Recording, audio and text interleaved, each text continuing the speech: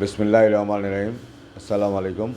সুপ্রিয় ছাত্রছাত্রীবৃন্দ, সরকারি হলমা কলেজে আয়োজিত আজকে আমাদের যে ফিনান্সিয়াল ম্যানেজমেন্টের এই অনলাইন ক্লাসে তোমাদের স্বাগত জানাই। আজকে আমরা ওয়ার্কিং ক্যাপিটাল নিয়ে আলোচনা করব। সেখানে থাকবে যে ওয়ার্কিং ক্যাপিটাল কাকে বলে, এটা অবজেক্টিভ কী, ফিচার কী, এটা কনসেপ্ট কী, এটা ব্যালেন্স শিটের সাথে এটা পার্থক্য কী, তারপরে ইম্পর্টেন্স কী, এটাতে কী কী যে এলিমেন্ট থাকে, এর ক্লাসিফিকেশন কী, তারপরে ওয়ার্কিং ক্যাপিটাল কীভাবে ম্যানেজ করতে হয়, এটা পলিসিগুলো কী, আর ওয়ার্কিং ক্যাপিটাল কোথা থেকে পাওয়া যায়, তারপরে ওয়ার্কিং ক্যাপিটাল সাইকেলটা কী, এইসব নিয়ে আজকে আমরা কী করব, কথা বলব।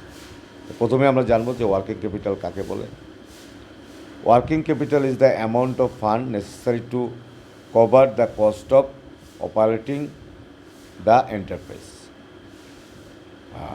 অর্থাৎ আমরা যেই ক্যাপিটাল দিয়ে আমরা আমাদের কাজকর্ম চালাই যাই, current asset commonly called working capital represent the portion of investment that circulate from one form to another in the ordinary conduct of business. অর্থাৎ এখানে ক্যাশ এবং রিসিভেবল এই যে চক্র তার মধ্যে সার্কুলেট করে সেটাই হচ্ছে ওয়ার্কিং ক্যাপিটাল। আর এটা অবজেক্টিভস আছে হলো 14টা।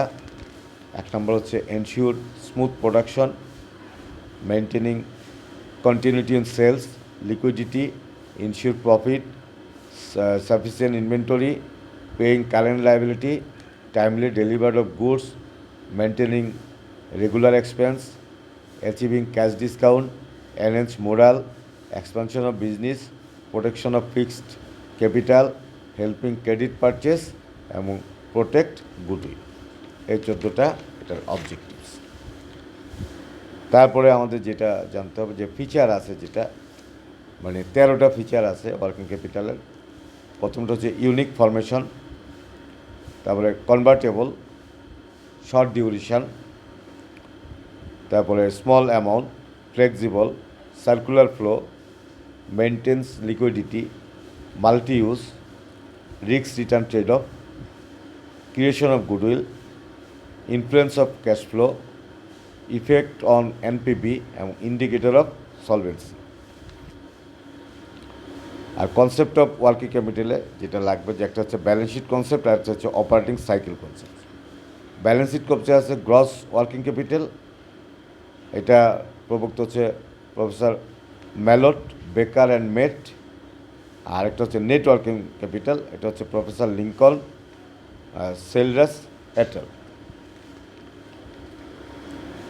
আর অপারেটিং সাইকেলের একটা কনসেপ্ট আছে, সেটা হচ্ছে যে বলা হয় যে purchase of raw material, production of goods, sales on credit, collection from receivable, again purchase of raw material.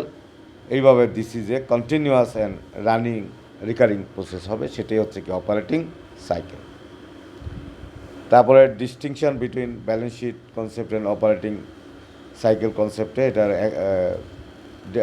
6-7 ভাগে পার্থক্য আছে।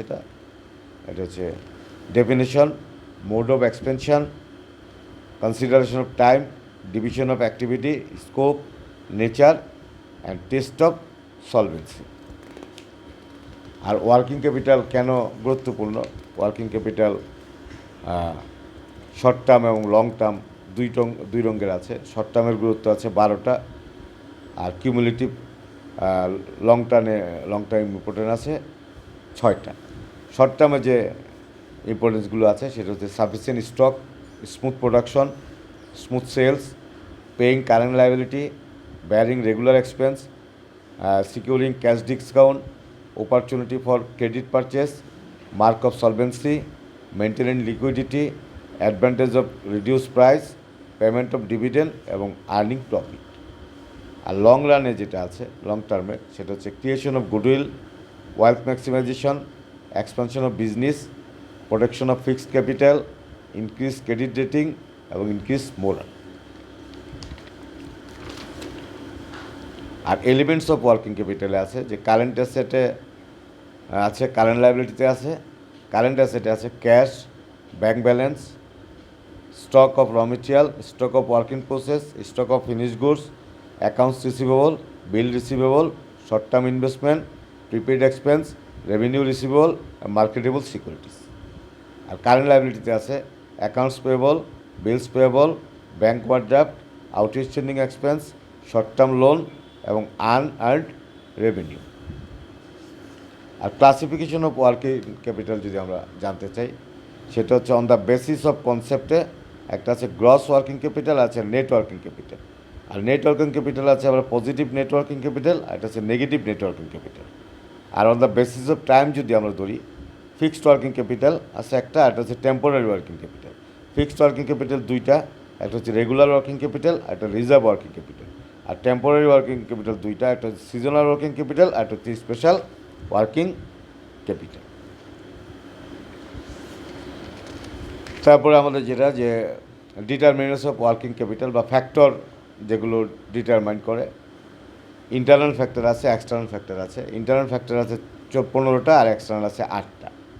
ইন্টারনাল ফ্যাক্টরগুলো হচ্ছে size of the farm, type of business, duration of production cycle, number of turnover, inventory policy, seasonal effect, credit policy, efficiency in collection, dividend policy, depreciation policy, expansion, efficiency in operation, profit, credit rating এবং technology. আর external factor হচ্ছে 8টা।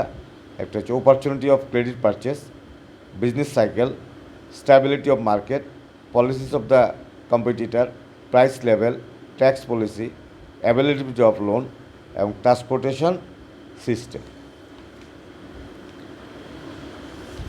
Are working ক্যাপিটালের যে objective আছে, সেটা primary objective আছে 8টা, secondary objective আছে 4টা। Primary object 8টা হচ্ছে identification of current asset and liability, analysis of operating cycle, proper cash management, inventory management, receivable management এবং মেনটেনিং লিকুইডিটি। আর তারপরে আছে ইনক্রিজ সলভেন্সি আর uninterrupt production and sales. Secondary যে অবজেক্টিভ আছে 4টা হচ্ছে insuring profit, creation of goodwill, wealth maximisation এবং ইনক্রিজ মোরাল। তারপর ইম্পর্টেন্স অফ ওয়ার্কিং ক্যাপিটালে 12টা ইম্পর্টেন্স আছে। এটা হচ্ছে ensure sufficient stock, controlling the operating cycle, uninterrupt production, smooth sales, optimum working capital, liquidity, evaluation of collection policy, insuring solvency, protecting goodwill, paying regular dividend, protection of investment এবং expansion of business.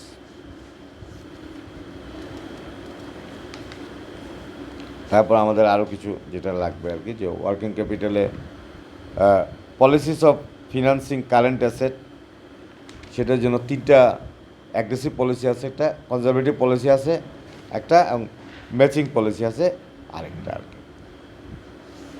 R source of working capital, long term যে source আছে, internal source 4টা, external source আছে 6টা, আর short term source আছে 10টা। Long টার্মের যে সোর্স, সেই যে লং টার্ম সোর্সের ইন্টারনাল হচ্ছে general reserve, welfare fund, dividend equalization fund এবং আনডিস্ট্রিবিউট প্রফিট। আর এক্সটার্নাল সোর্স হচ্ছে issue of share, debenture, insurance company, leasing company, financial institution এবং সেল অফ অ্যাসেট। আর শর্ট টার্ম যে 10টা আছে সেগুলো হচ্ছে trade credit, accruals, bank loan, commercial paper, advance from customer, depreciation fund, directors loan, government, relative এবং non government agencies. এগুলো থেকে টাকাটা পাওয়া যায়। আর advantages of optimum working capital, এটার অ্যাডভান্টেজ আছে 14টা। প্রথমটি হচ্ছে payment of current liability, uninterrupt production, facing scarcity, smooth scale, reduces cost of production, avoid risks, assurity of profit, avoid opportunity cost, avoid inefficiency, solvency, scope for expansion, flexibility in decision, high moral and favorable atmosphere. আর disadvantage কিছু আছে, সেটা হচ্ছে increase cost of capital, তারপর decrease rate of return, increase maintenance cost, increase bad debts, indicator of inefficiency এবং reduce investment opportunity. Fixed capital এবং working ক্যাপিটালের মধ্যেও পার্থক্য আছে, সেটা 9টা দৃষ্টিভঙ্গিতে পার্থক্য আছে। একটা হচ্ছে definition, concept, convertibility into cash, duration, flexibility, amount, liquidity, source এবং নেচার অফ ডিসিশন। তার গোস ওয়ার্কিং ক্যাপিটাল এবং নেট ওয়ার্কিং ক্যাপিটালও পার্থক্য আছে 6ভাবে। সেটা হচ্ছে definition, concept, nature of measurement, availability of payment, quantitative expression, measurement of liquidity.